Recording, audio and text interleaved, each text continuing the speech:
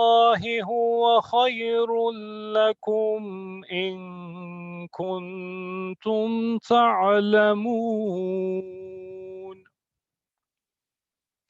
ما عندكم ينفد وما عند الله باق ولنجزين الذين صبروا أجرهم بأحسن ما كانوا يعملون من عمل صالحا من ذكر أو أنثى وهو مؤمن فلنحيينه حياة طيبة ولنجزينهم أجرهم بأحسن ما كانوا يعملون فإذا قرأت القرآن فاستعذ بالله من الشيطان الرجيم إنه ليس له سلطان على الذين آمنوا وعلى ربهم يتوكلون صدق الله العلي العظيم.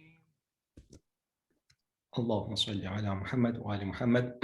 Thank you very much, Brother Muhammad Reza, for the Quran recitation, which was also related to our topic as well on Tayyib families.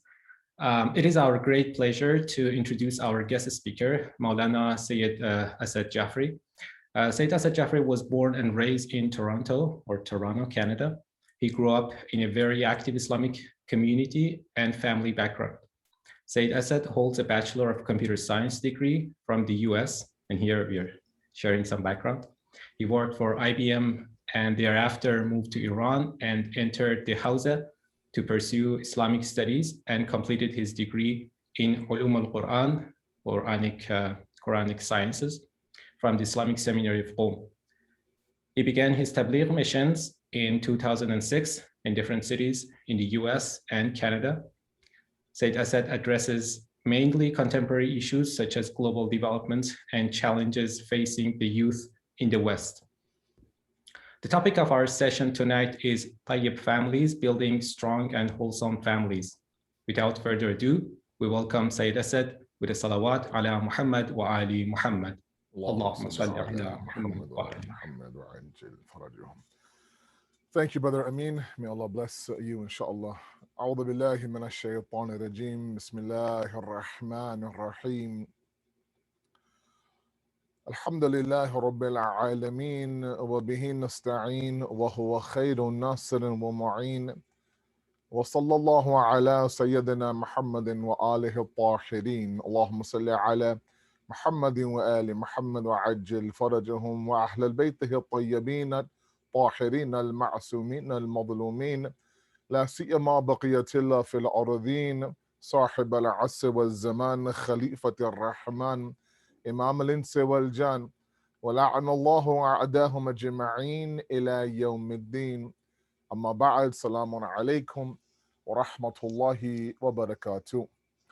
First of all, let me express my gratitude and my appreciation for these three different organizations that have come together in the Vancouver area to hold such an important topic and such an important event across 2 nights. And the way that I want to break down tonight is that I'll speak for about half an hour with all of you, and then inshallah we will open up the floor for any questions. We're aiming to be done before Salat time on the West Coast there. So hopefully, the program won't be more than an hour to an hour and 15 minutes, inshallah. As Brother Amin had mentioned, the topic is the Tayyib families, and it is It's a massive topic and one I think that's been discussed thoroughly and through a different direction. So what I want to do tonight is, I just want to address those things that I think are beneficial, obviously. Number two is maybe a little bit of a different outlook. All of us are parents here in this group, and a lot of you, at least in the Vancouver area, are parents who have now, registered your children into an Islamic school. The other ones from Toronto or from other areas in North America, are parents that are looking, of course, to raise the best versions of your kids that you can. You wouldn't be part of a program like this and spend a Wednesday evening with me unless you cared about your children. So the first point that I want to make tonight is that it's not easy. And if you find yourself struggling as a parent, if you find yourself constantly questioning what I'm doing, if you're worried that, look, is what I'm doing working? I have no idea if I'm raising kids, if I'm messing them up, if I'm, if 20 years from now, I have no idea how they're going to turn out. We have so many examples of such extreme endings sometimes to parenting. We have children who come out to be absolutely God-fearing, God-conscious, spiritual, in a household that they had no business being God-conscious. Then there are those kids who come out, away from the path of God, completely misled, deviation off the path of Islam, from a household that you would expect them to have God consciousness. There's a reason why Allah subhanahu wa ta'ala brings about stories like the son of Prophet Nuh inside of the Quran. When the Quran says, Innahu laysa min ahlik, he's not from your ahl. He might be your son biologically, but your ahl is somebody who follows you, who treads the same path that you do, who attempts to emulate you and imitate you. And so, the point is, and let me give you a little bit of background. I myself am a father of three. I have a 5-year-old, a 7-year-old, and now a 13-year-old. And, my wife and I constantly talk about the fact that, are we messing up our kids or not? Are we, is everything going to be okay? Who knows? And especially in this era. Like sometimes my mom comes and stays with us for a weekend or a couple of days. It's so much fun, it's nice to have that grandmother, the mother inside the house. And she watches us, us parents, dealing with the kids' school, the kids' issues, how involved both parents have to be. And I remember her one time saying, I don't remember doing any of this when you were a young child. And I was born and raised in Toronto.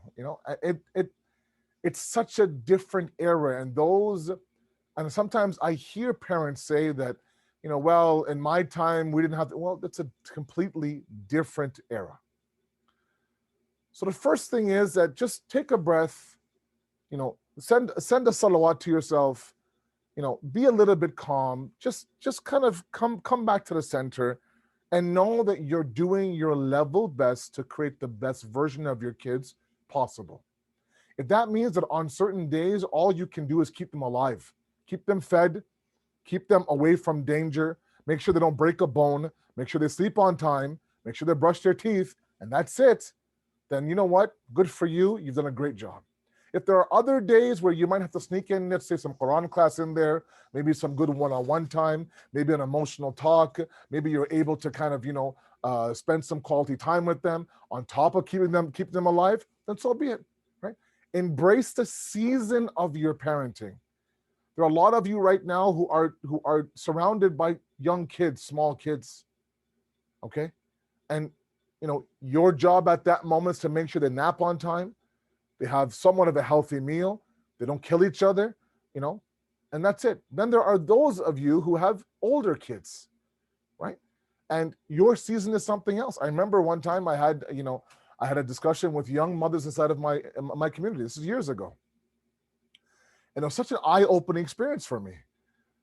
And for the first time, I really felt like I was tone deaf when it came to the moms of our community. And this was like 10 o'clock in the morning, and we're having a good discussion. I'm talking about, a dhikr and du'as, and this mustahab prayer, and that mustahab act of a'mal, and this and that, and try doing this. And one sister put up her hand, and she had a 4-year-old coloring beside her, and she had a newborn inside of her car seat. Okay, and she brought them both to the program. And she says to me that, you're talking about this act and that amal and this dua, and do your best to sit on the musalla and the janamaz for 10 minutes after salat and think about what you've done and contemplate and maybe read some extra tasbeehs. And if I get through one wajib prayer without somebody kicking my turba, or without somebody falling from the sofa, or somebody crying, or somebody climbing me, then that's a really good day, right? And this is a sister who has to embrace her season, right? So the first point I want to come across to all of you is that don't be overwhelmed. Easier said than done, I get it. Sometimes we look at other parents, we see, oh my God, this person, she built, I don't know, the Ark of Noah with her kids with popsicle sticks. I don't know, right? Oh my God, they celebrated, they decorated the entire house for Imam Zamana's birthday, for example. They had a life-size cutout of Imam Mahdi. Somehow they made it. And here I am, barely, making sure that my kids have rice and maybe some bread. And it's okay. It's okay. Everyone has their own respective paths to parenting.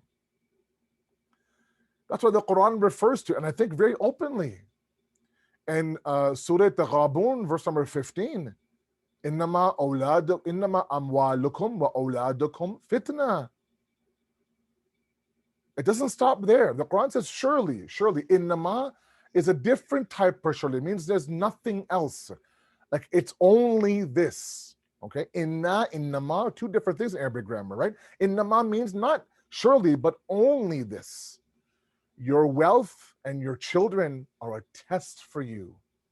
Fitna is not the Urdu fitna. Fitna is the Arabic fitna, which means it's a trial, it's a test. Sometimes, it's a difficult test. Sometimes it's a calamity. Sometimes, it pulls out every ounce of energy from you. The Quran is saying flat out, the children will do that to you. And then, the verse ends off very beautifully, if you ask me, by saying, Wallahu indahu ajrun azim. The reason why Allah feels the need now to remind you that, look, this ajr, this reward that's azim is with Allah, in the law is with Allah, because, if we're able now to, in that difficult situation now, we're losing sleep, we're losing our sense of identity. A lot of our young mothers, asking themselves very difficult questions. What am I doing? I feel like I'm wasting my life away. I'm surrounded by diapers. I'm surrounded by this and that. And, and it's okay to feel like this is not enough for me. I can't spend my whole life raising kids. I want to be able to do something else. And you will do something else once you get through the season you're currently in. Seasons change, right? Everything changes. Right now in Toronto, where I am right now, the snow is melting, the weather's warming up right now. We're starting to slowly but surely, change our jackets, right? In Toronto now, we have like 5 jackets per year, right? So we're slowly, phasing out the really, really heavy winter jackets to the little bit of cold jacket, right? And, as those seasons change, we also change. Our schedule changes, our activity changes, okay? Embrace that, guys. Embrace it. It wasn't meant to be easy. That's why, the maqam and the level of the parents is sometimes right on a vertical plane now, right under Allah subhanahu wa ta'ala, where he says, worship him and do not ascribe partners to him. Right away, several times in the Quran, وَبِالْوَالِدَيْنِ إِحْسَانًا, be good to your parents. Okay? You share in that tarbiyah. You're known as a Rabb inside the Quran, not in a shirk way, but because you are a murabbi of those kids. You are the very first level of tarbiyat for these children. Okay, that's my first point. The second point that I wanted to make is that tarbiyat, okay, this idea of nurturing, this idea of giving them the tools, is both give and take. Okay. What I mean by that is this. Sometimes, we have parents, I get calls from parents all the time that, where did we go wrong, Malana? We did everything right, anything possible. We're involved in a community. The household was spiritual. Every program, every madrasa, every school, spending loads and loads of money making sure that I put my kid in the right school, blah, blah, blah. 18, 19 years old, the kid wakes up one day and says, Mom, Dad, I want to be an atheist. And they're devastated. And the first thing that they will go through is, if only I did that, if only I did this, if I wasn't too harsh, if I wasn't too strict, maybe, and they take it upon themselves. And now to my parents who have older kids right now in this event, in this meeting, I want you to understand that there comes a moment where it's very hard, easier said than done. You have to kind of lift your hands from their journey. Because you've given them the tarbiyat, you've given them the tools.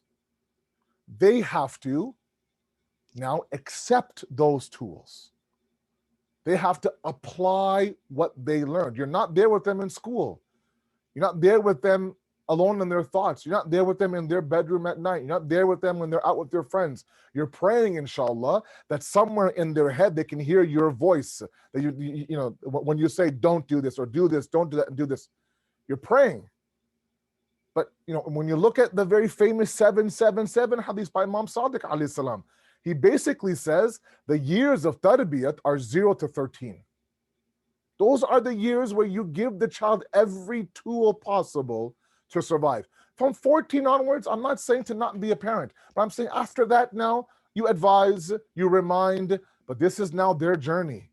You've been given everything possible. Look, I'll give you a very simple example, okay? My wife and I, we went through, and we're still going through this DIY kick, okay? We like to, we're kind of involved in do-it-yourself projects at home, right? It's a pandemic now. In Toronto, at least, things are quite bad in terms of COVID numbers. We're on the verge of a third lockdown. Not sure how it is there in Alberta, in BC. But, so I haven't been on a plane in over a year. And so, we're home and able to manage a lot of my programs during the evening. So the daytime now, so we thought, what? Let's put up some floating shelves. True story, by the way. Okay, happened about a month ago. Floating shelves, okay, on the wall. So the first thing that we did was we measured it, exactly how much we need, made a list of supplies, went to the local store, got the wood cut, got everything we needed, had the drill, had the nails, had the screws, had everything cut, the level, the board, the wood, the wood putty, the staining of the glue, everything was there. And there came a moment where we moved the furniture, we lay out a big sheet, and we put all the tools in front of us. Everything was there, from the pencil to mark, to a stud finder to make sure that we're drilling the base properly, to everything. And we just stood there, and I remember taking a picture of a before picture. Everything was there in front of me. But we still had to build the shelves. We had to somehow convert all these tools into a floating shelf, at least 2 of them. You've given your children, if you've given your children all the tools, from the drill bit to the level, to the stud finder, to the wood, to the nails, to the hammer, to the whole nine. And they're now 18, 19, 15, 16 years old. After a while, you have to now tell yourself they have to put the shelves together. In this discussion on the heart, okay? Imam Sadiq says, Inna quluban arba'a. There are 4 types of hearts, he says, right? He says, Al-qalbu fihi nifaq wa iman. There's that one heart where there's hypocrisy and faith inside of it. Okay. He says, Al-qalbu mankus, al-qalbu matbu, al-qalbu azhar. These are the 4 types of hearts. I don't have time to describe all 4. But one of them, he says, is al-qalbu mankus. Mankus literally means to invert something on its head, right? He says, sometimes the heart inverts itself. When you invert something like a heart, not only does it change form, it changes function as well. Okay, I'll give you a very simple example. My kids love to drink juice. Okay, they love juice. Baba, can I have some orange juice? Sure, I can. Just this evening now. Right now it's about 9:50 here in Toronto. But just this evening right now, we gave him some spicy food for dinner. And it's like, Baba, spicy? Can I have a little bit of orange juice? Sure. So I want you to imagine I go into the fridge, I take out the orange juice, I'm about to pour the orange juice, and my son inverts his cup. So now the bottom of it is on the top. I could pour the whole bottle, it won't go inside the cup. Why? Because it has changed the function. It has to be in the receiving function, has to be upright and receiving the orange juice. The heart has to receive Allah subhanahu wa ta'ala. Al-qalbu haramullah, fala tuskin haramullah ghayrullah. Imam Sadiq, the heart is the sanctuary of Allah. Do not allow anything to reside in that sanctuary, illallah, except for Allah. Fine, no problem. Tarbiyah, upbringing, nurturing, all the tools to be a good human being, a God-conscious human being, has to be given to somebody who has to receive it. If that isn't there, you have to accept the fact that I did everything I can in this very difficult era, at a time where we were moving homes, we're in a pandemic where things, I'm not sure what will happen tomorrow. Sometimes you're in school, sometimes you're out of school, right? Baba lost his job, mama's at home now, blah, blah, blah, this and that. So many things that are fluctuating. Nothing really is kind of, everyday concrete. In that era, trying now to uphold those values is not easy. It's not easy. Okay, so 0 to 13, those are the magical years that you give them everything you can. Okay, everything you can. Now, what do we do? How do we do it? I only have about 10 minutes left. The one thing that I want all of you to understand here is this, okay? And look, I don't pretend to be an expert. Like I said, a father of 3 myself, and we constantly try different things all the time. But one thing, and I come from a typical immigrant family. My parents are from Pakistan, and I was raised in a typical Pakistani immigrant household, okay? And if you were raised in that type of household, maybe, that style of parenting worked for them back then because that's all they knew. But in this day and age, I find from my own experience, and I'll share with you one hadith, that love and affection is a far greater tool to build a lot of self-confidence inside your children than discipline and a little bit of fear is. Okay, and it's a very, very fine line. I get it. You're the parent, you're the authority figure, you're the one that is, disciplining the child. You're the one that has all the rules. I would never tell you to let go of that, but it has to be in a domain of love. And the example I'll give you is Allah subhanahu wa ta'ala. I want you to look at your children and raise your children the way God has raised you. Let me explain, okay? Allah subhanahu wa ta'ala wants us to be the best version of us, correct? If we can summarize what our purpose is in this earth, it's to actualize the potential of being the Khalifa of Allah subhanahu wa ta'ala, okay? Inni a'lamu ma la ta'lamun. He quiets the angels down when they were confused about this bloodshed and this corruption of the human being on earth, blah, blah, blah. God says, I know what you don't know. There's potential in this human being. They have a side to them that's divine. وَنَفَخْتُ فِيهِ مِنْ رُوحِي. I have blown in him from my spirit. Somewhere in this insan is a gem, a jewel, a jawhar, who's able to be my khalif. Remember, khilafat was not just for one Adam, all of humanity. We all have a wazifa, a responsibility, a zimmedari, as you say in Urdu, to be able to accept that khilafat. Now, but in order to do that, you have to actualize your potential. Okay? Meaning go from bil quwwa to bil fi'l, as they say in philosophy. Now, Allah subhanahu wa ta'ala, in His grace and His lutf now, places all sorts of tools in front of us to help us achieve that goal. From 124,000 prophets So 14 perfect beings, to the ulama, the parents, the Quran, our own conscious, our own zamir, everything, right? Even hatta, even the, for him to say kullu man alayha fan in Surah Rahman, that this is a perishing world, telling us, look, that the inevitable end to this is that this is going to perish. This is a temporary abode. So work for a permanent one. Okay? Now, there are moments now where he asks us to do things that we don't like. There are moments that he tests us, puts us through struggles, puts us through tragedies, to the point where sometimes I get all sorts of questions saying, why does God hate me, Sayyid Asad? Why is it that everybody else has an easy life and anything I do is so difficult? And I'm the one trying to be God conscious. Look at them. They don't care about deen, about religion. The white picket fence, 3 times a year, a vacation, right? A huge house, a beautiful car. Whenever you see them, they're glowing ear to ear. And here we are, that we don't miss one salat, not one amal, this and that, but everything is such a struggle.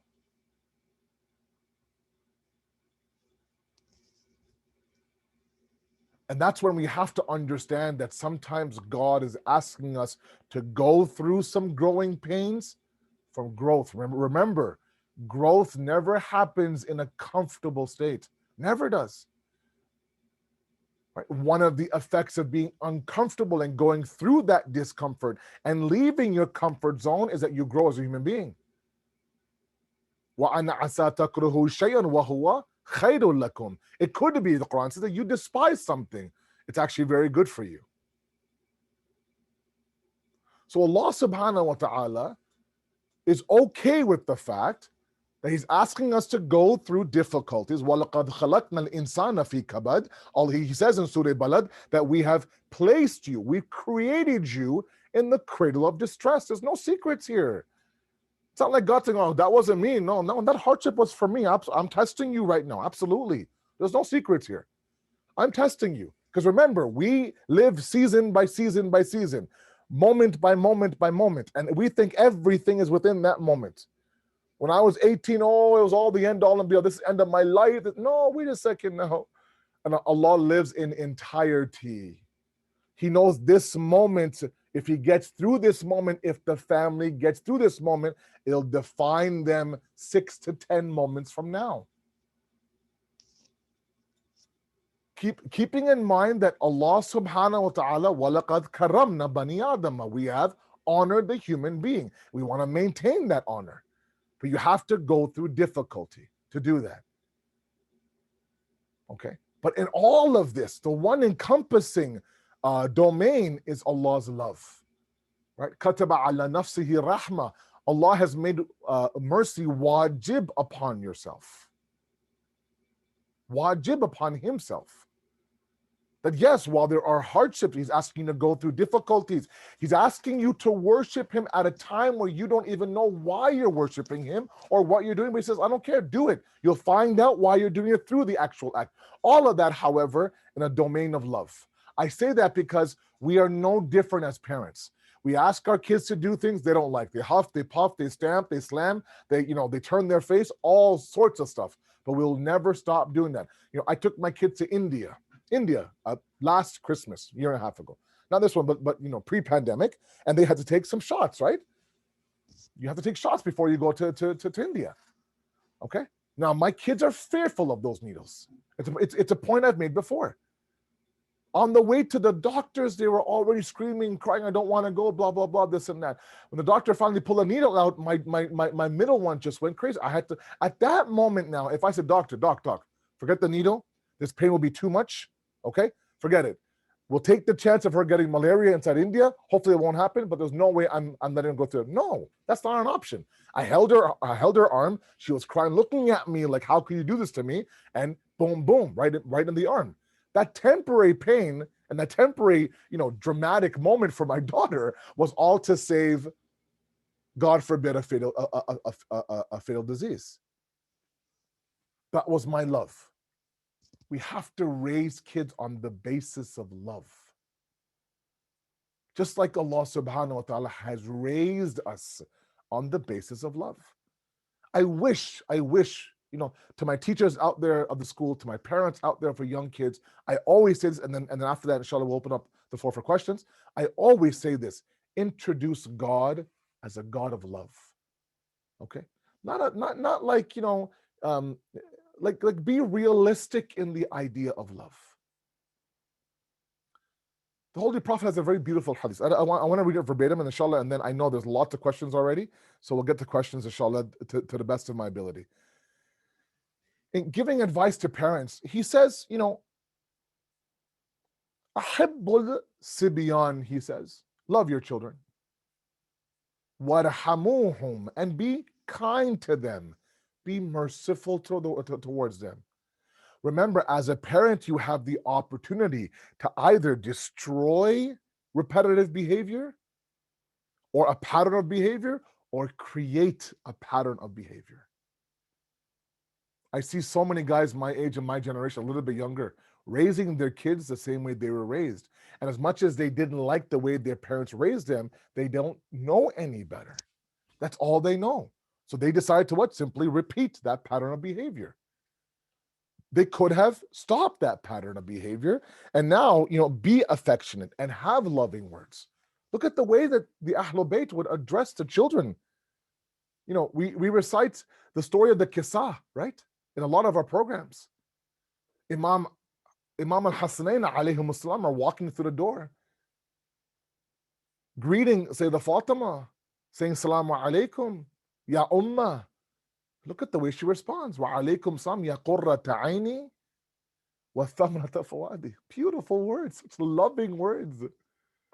Apple of my eye, the light of my heart, the fruit of my heart, the light of my eyes. When's the last time, you embraced your child and told them how proud you were of them, how much you love them, how I really feel like God gifted me you. I don't know what I did to deserve. It goes a long way. He says, love your children and be kind to them. فَإِذَا وَعَدْتُمُوهُمْ فَفُوا. He says, if you have made a promise to them, fulfill that promise. فَفُوا لَهُمْ فَإِنَّهُمْ لَا يَرُونَ إِلَّا أَنَّكُمْ رَاضِقُهُمْ. Because surely a child considers their father or their mother to be one who provides for their sustenance. Remember, before they even know God, they know you.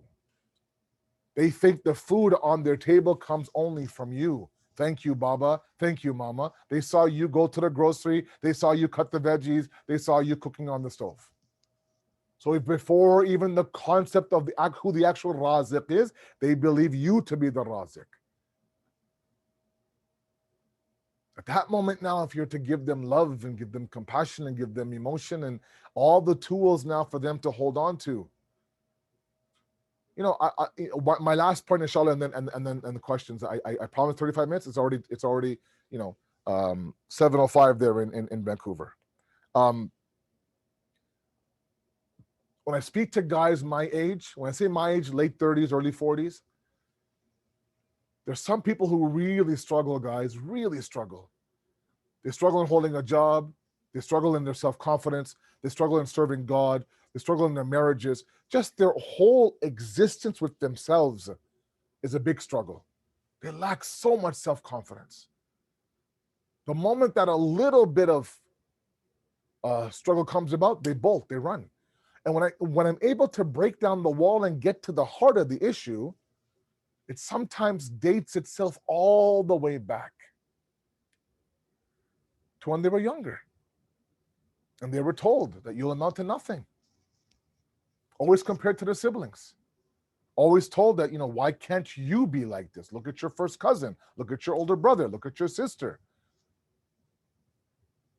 What's the matter with you? All sorts of name calling.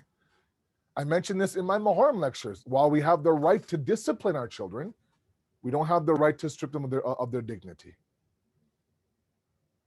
Okay? Don't give them the tools to doubt themselves 20 years from now. Give them all the tools to help them realize that whatever it is, you can get through it.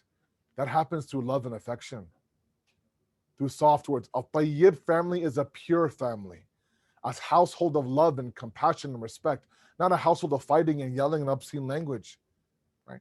A house of dua, a house of Quran, a house of salah, a house where you can hear laughter, right? To the point where the Prophet says that that house, it glows, it has a light around it, where the people of Sama, the people of the earth people of the sky look down on the earth and look at these brighter homes and gravitate towards the homes that are brighter than others. My sisters and my brothers, this is not an easy discussion. It's very difficult to raise children, especially in this era. All of you are doing your level best. Nobody in the Zoom call wants to destroy their kids. Everyone's trying their best. Sometimes I lose my temper. Sometimes I have no idea if it's a right call. I don't know when to do this. And a lot of it is the fact that we have so many resources, and I know a lot of you out there reading, watching, attending, sharing, right? Doing your level best, figuring out which child needs what, right? And there's so much more to talk about, but enough to say that children are sponges. They absorb what is around them. My last point, and then questions. Sometimes I wonder at parents, all of us, I wonder, where do you expect the children to find the purity you want in them if you don't give it at home? I get so many questions. Say, how do I raise a kid who's God conscious? I want my kid to be religious. I want my kid to be, this and that. How do I do it? How do I do it? Look, if you want your kid to be God conscious, be God conscious. It's not rocket science.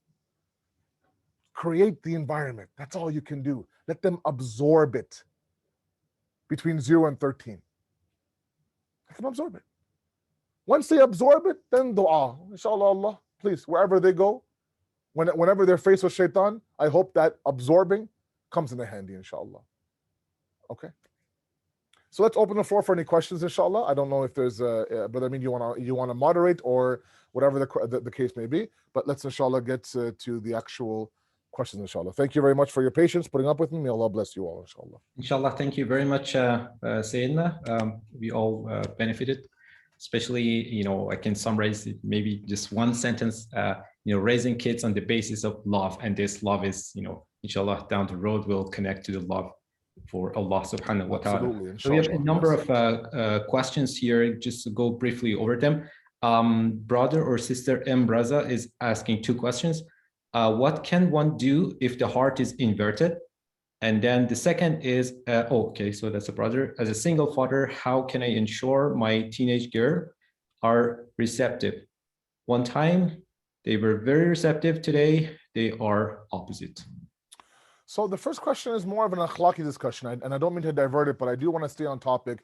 The inversion of the heart was just an example I used. There are moments where even within our own spirituality, we're not ready to accept God's commands because our heart isn't ready. Now, how to make that happen? That's a long discussion about repentance and tawbah and riding that ship. And if it's okay with the brother, M. Raza, I apologize, but I'll leave that for a later date, inshallah. Did you say the mom was a single mother, Brother Amin? Single father. Single father. Yeah. And his daughter is not receptive anymore? Yeah, are receptive on one. Okay, some time to time. Sometimes receptive, sometimes not. Any talk about how old she is? No. Yeah. So I mean, I find that, and I'm assuming that somebody who fluctuates like that is getting a little bit older now in age, maybe in the teenage years, and we have to allow them to figure things out. And this is where like I'm learning. I'm right now firsthand. My eldest just turned 13 2 months ago. Okay. So I'm a father of a teenage girl now. So inshallah, your khas du'as are needed, inshallah. Thank you. Trying to figure out, there are moments, there's a roller coaster of emotion. The body is changing, the heart is changing, the mind is changing, the emotion is changing, right? And somewhere now they're kind of progressing from the religion as an inheritance to the religion as a purpose. And you have to give them that growing pain, to let them go through their faraz and nashib, right? Their peaks and valleys, as they say in Urdu and Farsi, right? And let them kind of figure things out. All you can do at that moment is constantly be a voice of God in the house. I don't mean yelling and screaming. No, sometimes through amal, right? Time for salat, play the adhan. You want to pray salat in a very open area where they can see you. Okay. Now, when she is receptive towards the deen, then ask her to do a little bit more. Maybe you guys can have a dua session. The month of Ramadan is coming now in a matter of 2 weeks now. It's a prime time now to kind of, restart and re-energize or retool the system. But if the child is in that age, let them go through that figuring out stage. As long as you are consistent in your messaging and constant in your amal, they should be able to absorb the environment at home, inshallah. Inshallah. So thank you. The next question is Brother Muhammad Reza Shadnam is asking 2 questions. Same question for an Islamic studies teacher, please. I believe that this means for like the behavior in an Islamic studies class, perhaps. Again, depending on how many hours you have the child at home, I always find, and I'm not a full-time teacher. I mean, obviously I teach in my weekly Sunday school, and that's maybe an hour every week. I used to teach in a Islamic school, but I find that those kids that are fluctuating are the ones that are really trying to figure out the true message. And I'm not a professional teacher. A lot of you, I'm assuming on this call are, or you guys have access to it. I'm not an educator per se, but I do find that there are some questions, some people that are very, very curious, some students that accept things at face value, others have the yeah but syndrome, yeah but, and you have to entertain that. Okay, we have to create a culture of question answering and questions, and especially as teachers, promote that institution. Imam Sadiq says that ilm is inside of a door, the door is locked, the key to that door are questions, right? If you look at some of the questions that people would ask the imams, it's incredible. Where, when, sometimes in the middle of wars, sometimes the most private of questions asked to the imams, but never did you hear them close the door on them. How dare you? Stop asking questions. That approachability we have to adopt as leaders, as teachers, as admin, as principals. Otherwise, that student will have that question unanswered. And once that doubt kind of begins to grow, doubt becomes kufr very easily. Remember that, right? Doubt becomes disbelief very easily. Where that doubt has the power of yaqeen, it also has the detriment of being kufr as well. So if he believes or she believes that, look, I'm struggling with this, I don't understand it, I'm gonna take a step back. At that moment now, their doubts are not answered, then they'll start to believe that Islam doesn't have my answers and begin to move somewhere else. Yeah, it's tough. It's tough. Thank you. There is a follow-up question by Dr. Shadnam. It's kind of interesting, at least for myself. Any ideas for professional sports for teenage girls so that they can follow it up to professional levels and attend competitions in Canada? Jeez.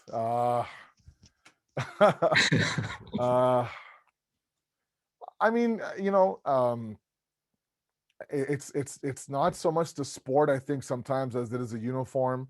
Also, the mixing of genders, but nowadays there's a lot of gender specific sports out there. I know a lot of sisters who are, who play volleyball, for example, on a professional level. I don't know.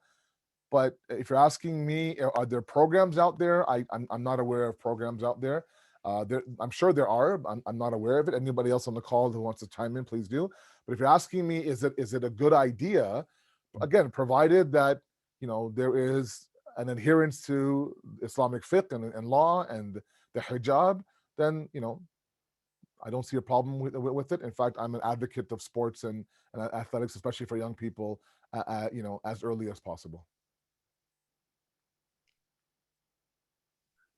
Yeah, we have all sorts of examples of Olympians wearing hijab, and there seems to be now more acceptance, of course. And in this, overly tolerant world, I think that I don't see anybody now stopping our sisters from having a unique, let's say, uniform that would, like I said, adhere to the hijab rules.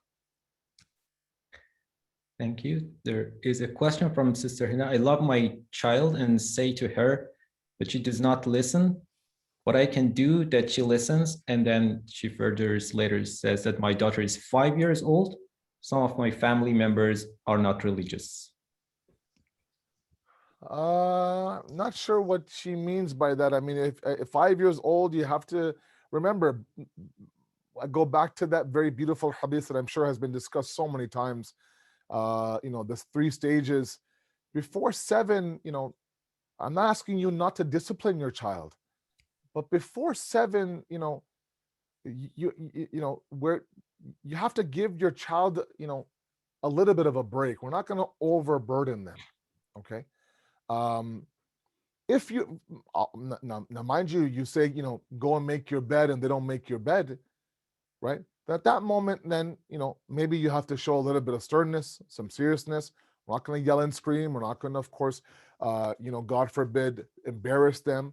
But we are going to say, maybe I'm going to help you do that, right? So maybe at that moment they're tired. Maybe the thought of them making their bed is, overwhelming for them. They're 5 years old, right? Sometimes I think we ask from our kids what's beyond their capacity. Again, I go back to God, right? God never asks us for anything beyond our capacity, even as grown adults, right? He understands our capacity and he works within our capacity. A 5-year-old has a very limited capacity, right? If you're asking them to do 10, 15, 20 things a day, they'll shut down, right? So maybe, examine 1 or 2 things. Number 1 is, am I asking too much for my 5-year-old? If you find that it's fair and they're still not cooperating, then make it like, a parent-child connection, okay? Help me clear the table, okay? I'll do the dishes, you pick up the glasses, for example. Okay, no problem. And, you make a race out of it, you count out of it, you make a game out of it, something along the lines, right? But at the age of 5, you gotta be, we have to be a little bit lax. Like my 5-year-old, I have a 5-year-old son, I ask him to put his shoes away. If he puts both of the shoes away, that's Eid for me in that house, So I mean, you have to kind of pick and choose your battles.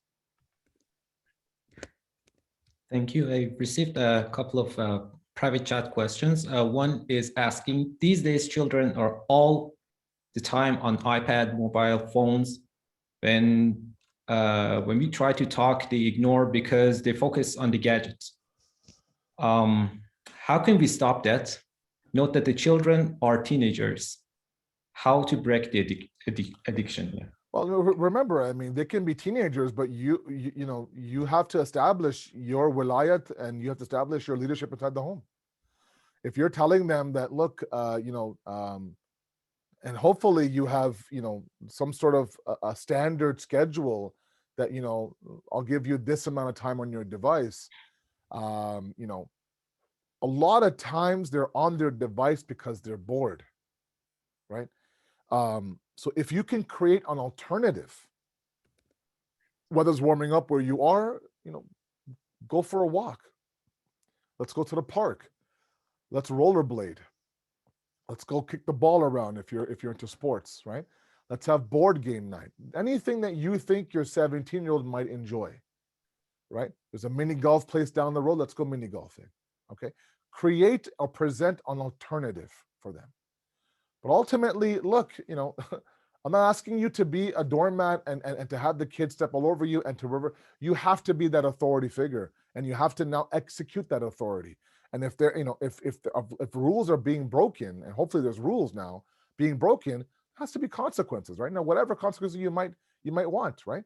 Nowadays, you can, you can control somebody's internet, you can control this and that. All these things are there, right?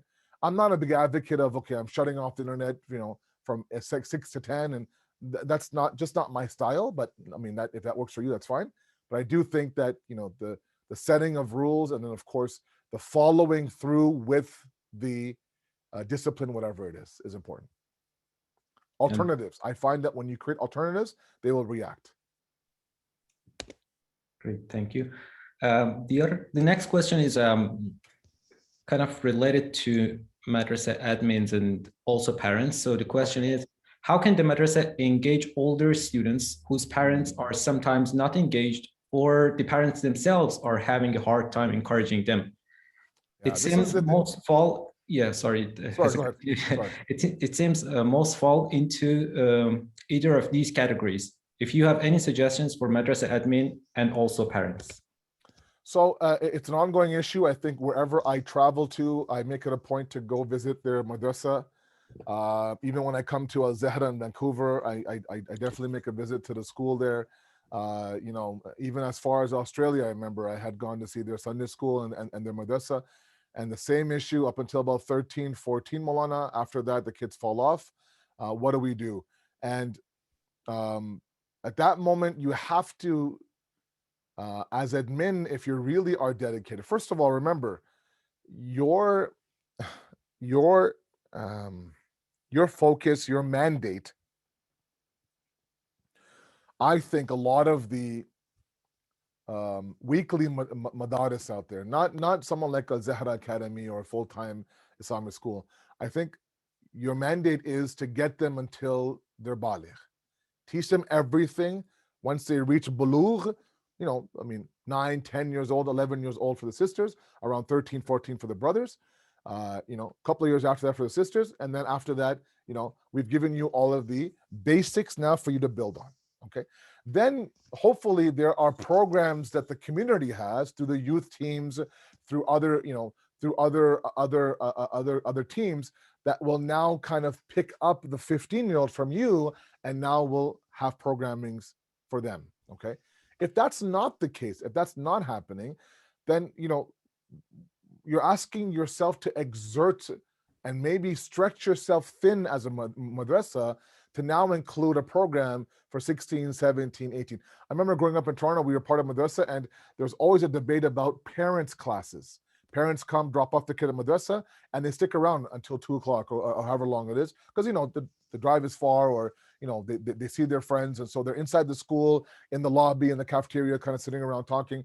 And I remember one time we had a meeting, the executives, and we said, look, the parents are already here. There's a good 10 of them. Why don't we have classes for the parents? And a brother made a good point that that's not our focus. Our focus are the kids. We're taking resources from the kids and we're giving it to the parents. The parents have enough, alhamdulillah. So, you know, you have two approaches. One approach is that you work in collaboration with the youth groups of that community.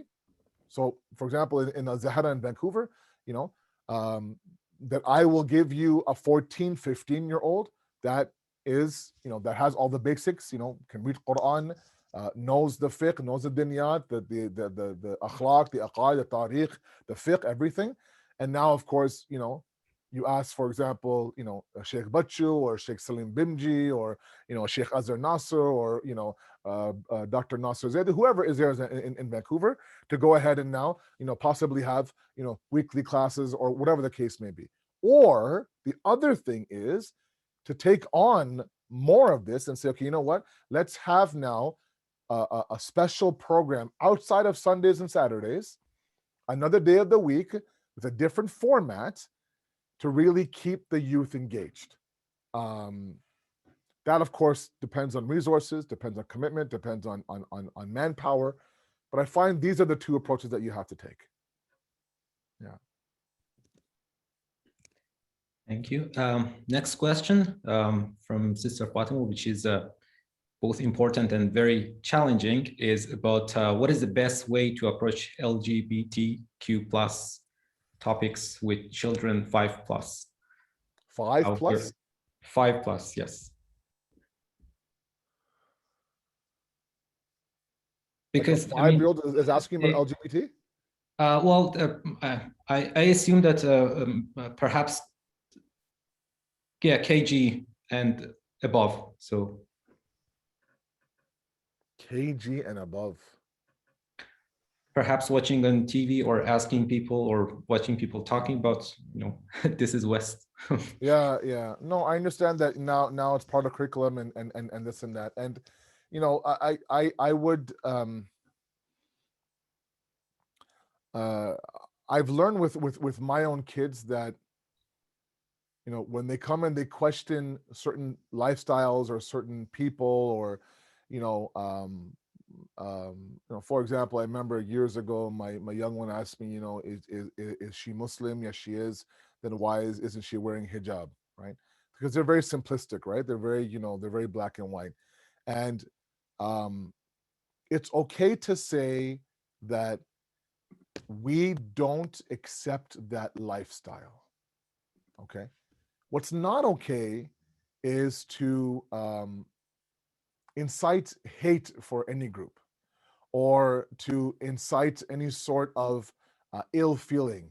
But it is important for you at home to counter that. Like if you're going to place your child inside public school and they're learning about my two dads, for example, then, and you see that, then, I mean, you can't go and change the curriculum, but you can, of course, counter that at home. Remember, the four walls inside of your home is your school. That's your mosque, it's your masjid, that is your utopia, that is basically your domain. You can do whatever you want with your kid in those four walls. And that's when you have to counter what's being taught at school. And it's okay to say, it's a great school, you have a great teacher, but we don't accept this lifestyle, okay? And that's enough for a child. You don't need to say, oh, they're bad people. None of that is acceptable. I would never tell anyone to say to do that to anybody. But it is okay to flat out say that, just like perhaps other people may not agree with the lifestyle of a Muslim, there are lifestyles out there that under the Islamic umbrella we simply don't accept. And I think that for a 5-year-old, a 6-year-old, that's okay. Just say we're Muslims and we don't live like that. And I think that, that's okay. You don't need to sit there and talk about, Nabi Adam and creation and Hawa. No, they're 5 years old, they're 7 years old, they're in grade 3, grade 4. Sometimes keep it simple for them. Let them worry about it a little bit later on. But yes, that means you have to be vigilant as parents. Open up their bags every single day. Look at what books are coming home. Find out what the test is on, right? And then either talk to the teacher, which is probably not an option, or counter it at home. Yeah, that's a tough one. It's not easy. I had a lot of parents tell me, what do I do? My kids are saying, all sorts of stuff. And don't shy. Don't be afraid to say that this is not what Islam says. We are Muslims, and this is how we live our life. But it is indeed tough, and also for teachers to convey this in madrasa.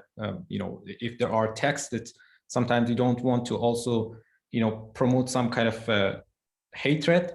At the same time, you want to actually teach these and again, you it doesn't have to be all or nothing, brother. I mean, it doesn't mean that because I don't agree with your lifestyle, I hate you or there's enmity towards you. No, of course not, right?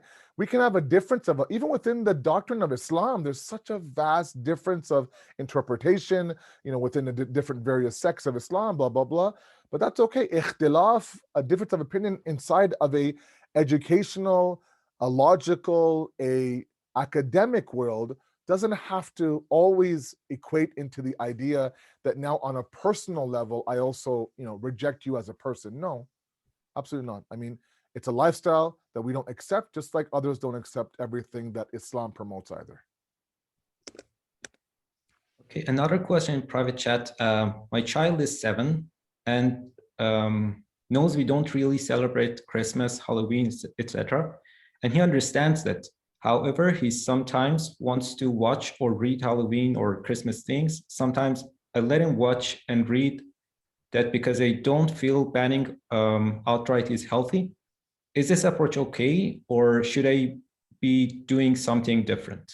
So, you talk about approach. Approach is totally up to you as a parent. You know your child better than I do. Some children react well to you closing the door and saying, don't open that door. Other kids will work all day trying to open that door. It's totally up to you. I also am not a big advocate of banning things, of course, within the confines of Sharia. I'm not talking about making things that are haram or halal, but things that, perhaps, we don't need to be so harsh on. On top of that, again, we have to create alternatives.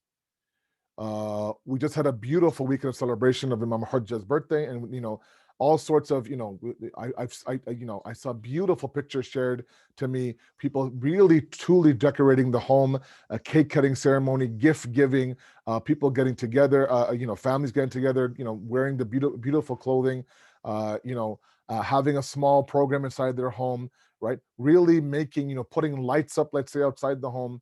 Why not? Why can't we embrace our own celebrations, right? So when you kind of create that alternative, then that curiosity of the other ones won't really be there. On the other side, look, let's be very realistic here. We live in the West. We choose to live in the West. We choose to raise our kids in the West. And there are certain things that have become very commercial that simply can't be avoided, okay? And if you can simply,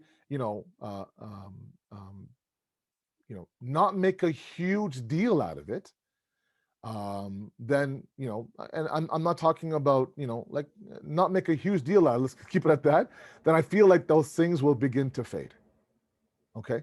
I won't give you my opinion on Halloween and Christmas, but I will say that we have enough celebrations of our own where they don't need to lack. And that's where, as parents, we have to step up and say, look, it's the birthday of our living Imam, for example.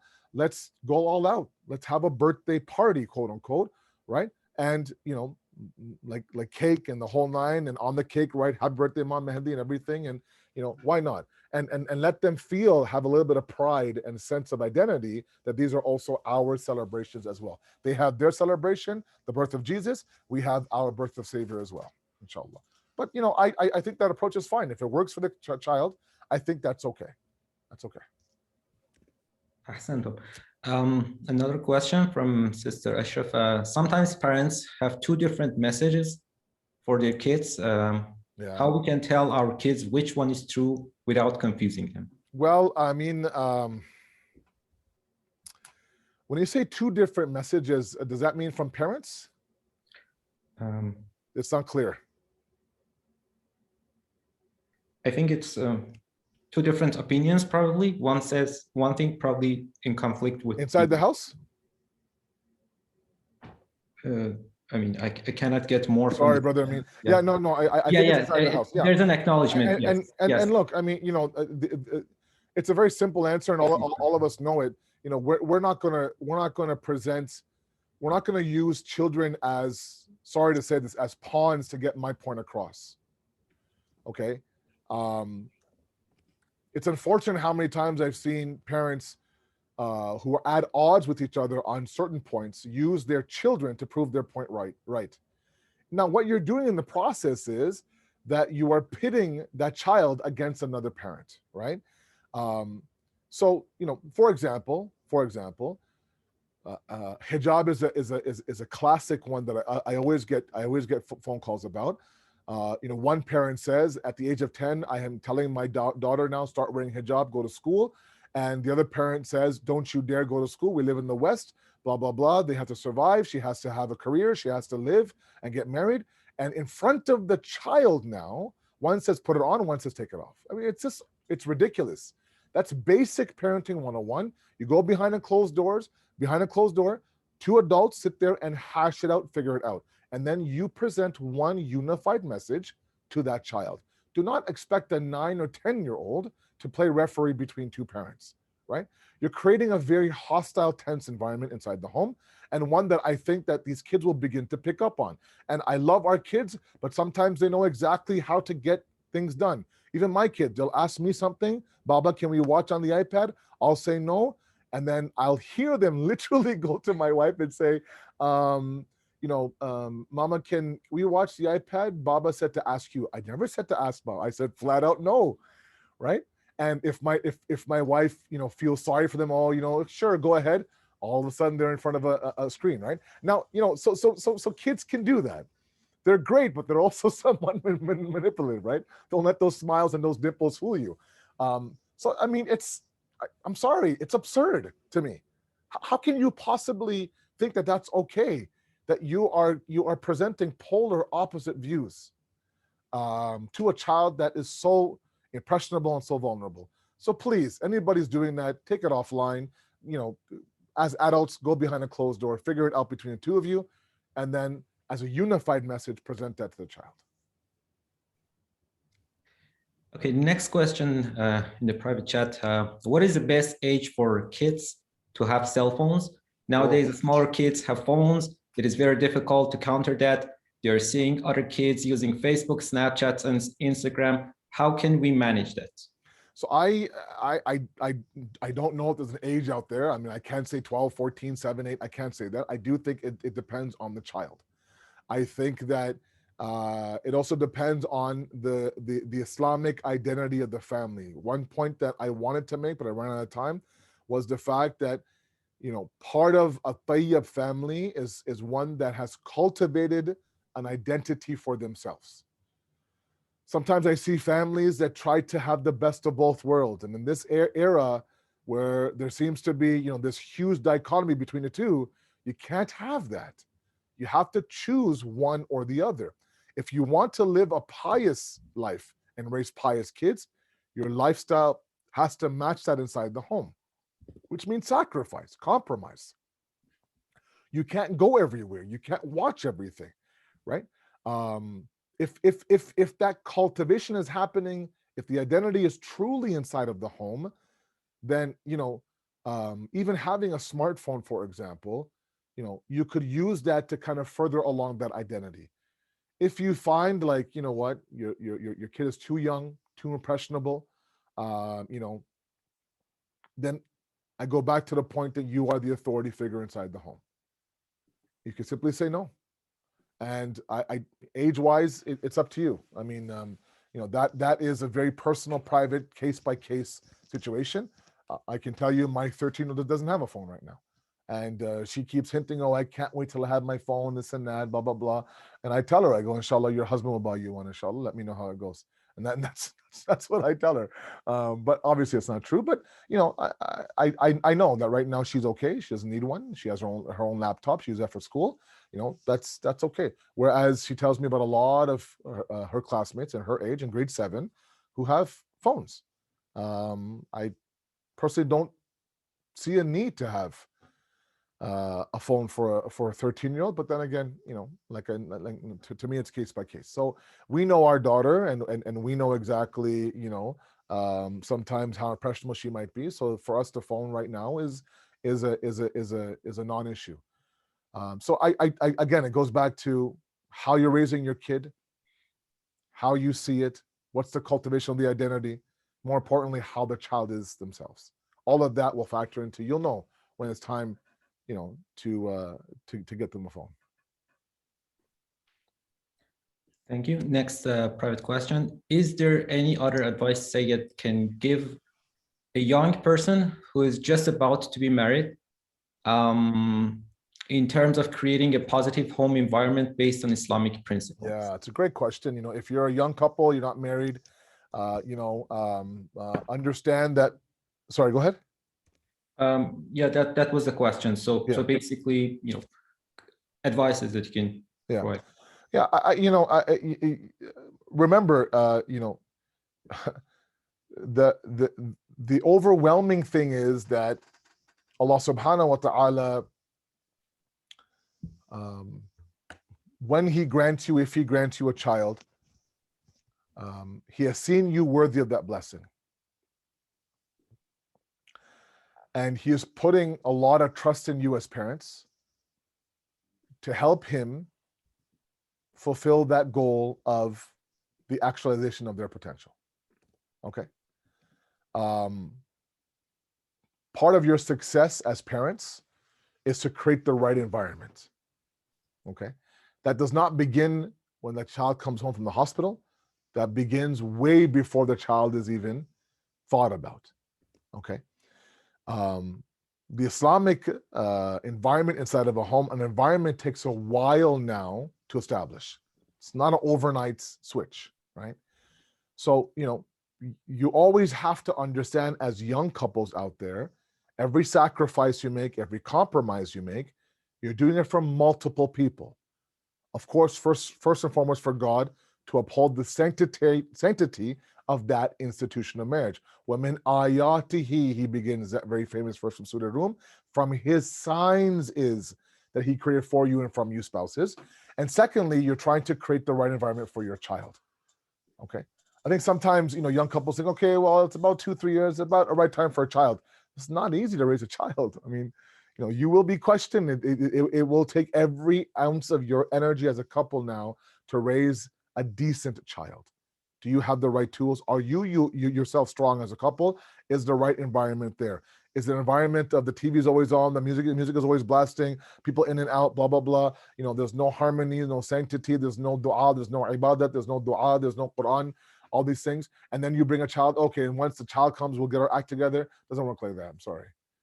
It has to be an active way. So a lot of it is that compromise, come together, understand وَجَعَلَ بَيْنَكُمْ مَوَدَّةً وَرَحْمَةً. Allah now says, I've given you the tools. Remember the floating shelves idea. All the wood is there, all the drills are there, everything is there. Allah says, I've given you mawadda and rahmah, compassion and mercy. Those are the tools now. You have to build your shelves. Take those tools and you have to learn to grow it, maintain it, give it water, give it sunlight, and watch it grow. Otherwise, it'll be stale. And that's why, unfortunately, our divorce rates are up in our communities. Okay, sorry, we only have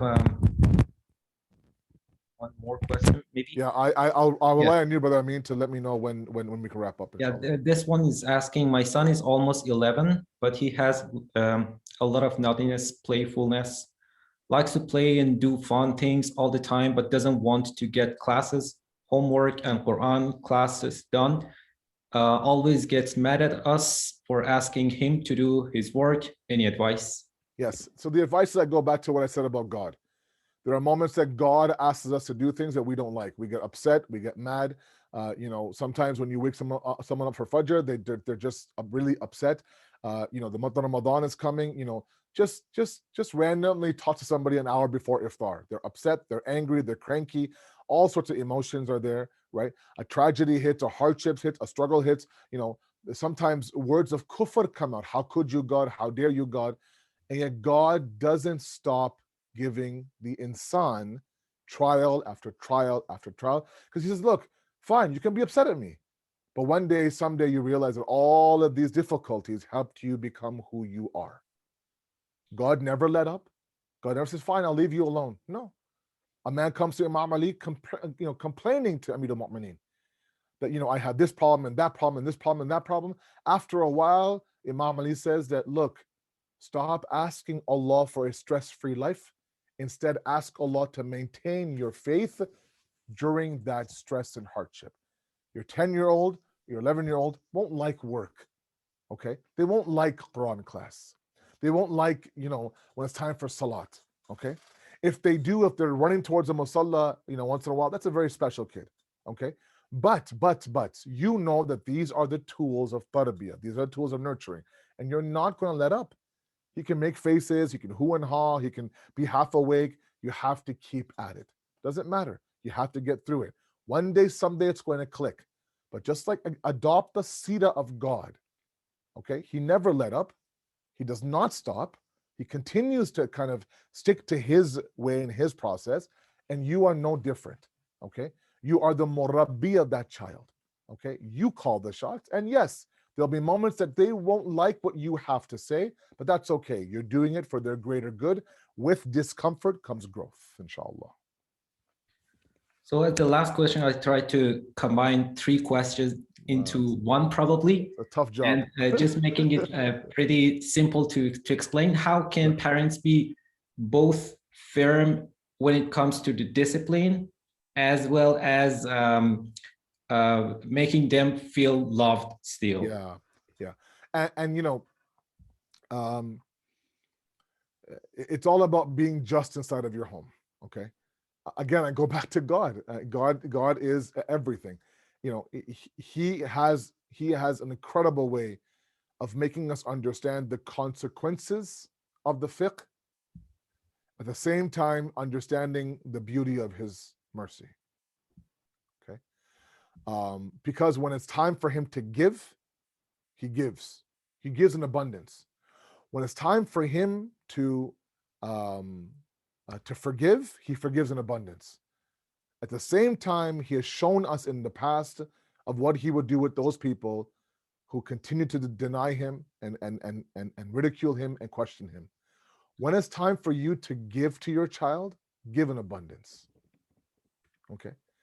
When it's time for you to forgive your child, forgive in abundance. Okay. Play hard with them, pray hard with them, love them hard. They'll begin to understand that, I remember one time one of my teachers had said this, it stuck with me, this was easily 10 years ago.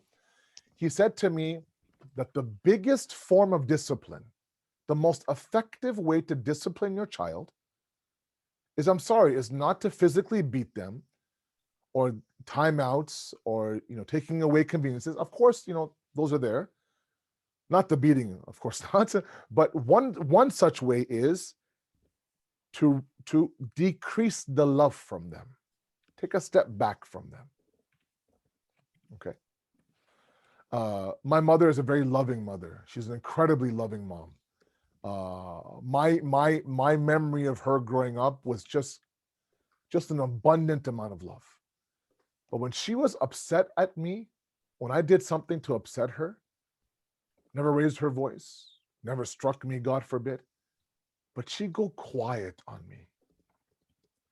I'd come home and she'd say, if you want something to eat, it's there, warming up yourself. And I would rather her yell at me, because there was such an abundant amount of love that when it wasn't there, you can sense it.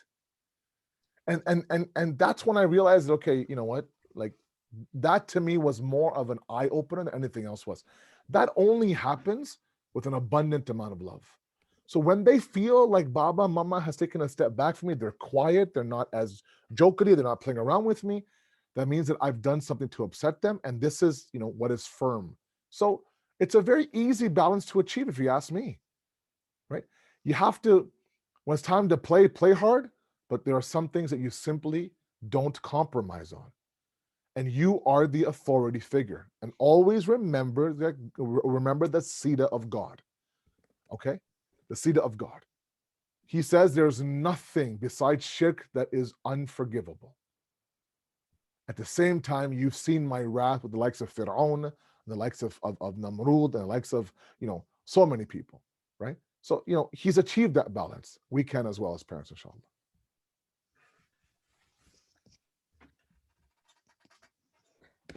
Okay, thank you very much, Maulana Syed. Asad, we are getting close to the time for Salat. And thank you all parents for joining us and attending the first session of Parents Information Night series, organized with collaboration of Az-Zahraa Islamic Academy, Az-Zahraa Madrasah, and Al-Mustafa Madrasah. Inshallah, the next program will be on April 6th. And I would like to ask Syed to finish this program with the recitation of the dua for us. Inshallah, we ask you, Allah subhanahu wa ta'ala, to accept our qaleel efforts, inshallah, to raise pious children, to raise beautiful children. We ask you, Allah subhanahu wa ta'ala, the month of Sha'ban is closing now, to accept our amal, give our parents a lot of strength and courage now. These are some amazing parents right now that have come tonight to share this program with me. I on behalf of all of them, I ask you, Allah, to please bless their homes, strengthen their homes, protect them from any virus of the body and the soul. Allow them to raise kids that are worthy of being beside the Imam, inshallah. Accept their shortcomings, forgive them for their mistakes. They're doing their level best to raise an amazing family. And finally, Allah, we beg and we ask you to hasten the reappearance of Imam Zamana, inshallah. It's our one dua. We do everything we can to prepare for that moment. And in the process, inshallah, make us worthy of his arrival. Thank you very much, everybody. It was a wonderful program. Thank you to Brother Amin for a great job moderating. And to anyone who had, I'm very humbled by the invite. So thank you very much for all that. Wassalamu alaikum wa rahmatullahi wa barakatuh. Thank you very much. Assalamu alaikum wa rahmatullahi wa barakatuh. Ma salama fi amanillah. Khuda hafiz.